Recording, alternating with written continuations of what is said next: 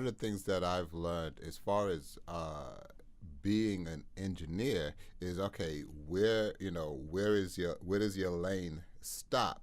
As far as on the producer edge, because the thing is that just say now you have a rapper or a vocalist, an artist that comes in, right, and they sound terrible, they're horrible. Now they think they sound great. Now, that these guys are out there. They think that they're like God's gift to the world, but they're absolutely terrible, So now you want to help them out because you're like, okay, I'm an engineer. This sounds terrible. Maybe I could get him, pointed in the right direction. Now, they listen to you, right? But at the end of the day, their project still sounds horrible. It's just a better version of horrible, right? So when they do come in, I always add as much creativity to it, and then sometimes by the end of the product it may be okay, like it sounded pretty bad when you went in there, but after we gave a little bit of direction, and then it's a psychology thing about it. That's another thing with this engineering thing, because some people, they come in, they're inexperienced, they're nervous, or they're over egotistical, right? So you have to know how to work with an artist and understand what makes them tick, and how their mental works, Like if it's an artist that can't really sing that well, I'll try to get as many takes as possible, and then possibly just comp the vocals for them, and cut up the vocals and put together a full take for them, even if it's word by word.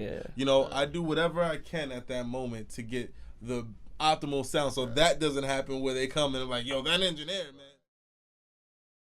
Let's be real.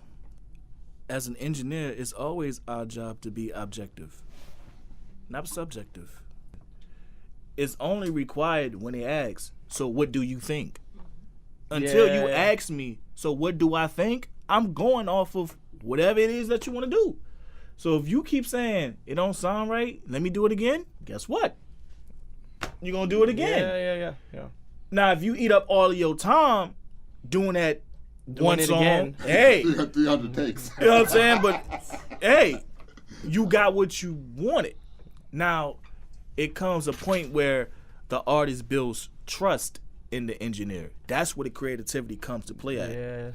Yeah, when an artist trusts that, you know what, you got it. He know what he talking about. I'm gonna just go in there and just record. Yeah. I know you're gonna handle all the stuff that I don't. I know you got that. Mm-hmm. When that element comes to play, that allows the engineer to go into producer mode. That's we exactly shouldn't be going into producer mode.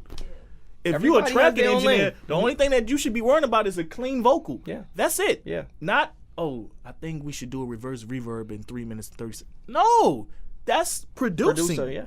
I'm producing the record now. I'm not engineering no more. Right. Frequencies, very important. Chords. Very important. It's certain chords that you can play that's going to make you feel a certain type of way. 100%.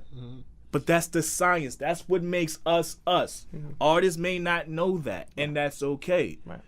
But for those that come in just automatically assuming that this is one way, it's not that way. We as engineers have to be able to get into his head and be able to just kind of beam into what he's doing, because that's what we need. We don't really, nobody really cares about, okay, well, you're going to have the attack on the compressor at this wall, whatever. Yeah. It's like, okay, if everything is totally against what you've learned and this is what he likes, that's what we roll with. That's the cool part about this is because, like you said, we have to be able to switch our creativity to different states, sometimes you have different people who come in with different creativity, so you have to cater to that creativity. So you have to know how to have a broad spectrum of creativity. Yesterday all my sessions were hip hop. Today, actually, I gotta leave soon because I got a session at 4. And that's a rock and roll session. And I've been working with them for a while, and it's a different type of creativity, that I have to approach it with. Yeah, it's some of the things are similar, some of the things I can rip from other places, and some places sometimes I can rip creativity from my rock and roll sessions and kind of put them in my hip hop sessions, So it's just a different creativity that you have to be able to cater to different people, you know. And that's why I thought it was important for me to say in the beginning of this conversation that the game needs to change to compensate. Just like we have producers and songwriters who have institutions in place like CSAC, ASCAP, and BMI that track songs that they work on. There needs to be institutions available for today's creative engineers.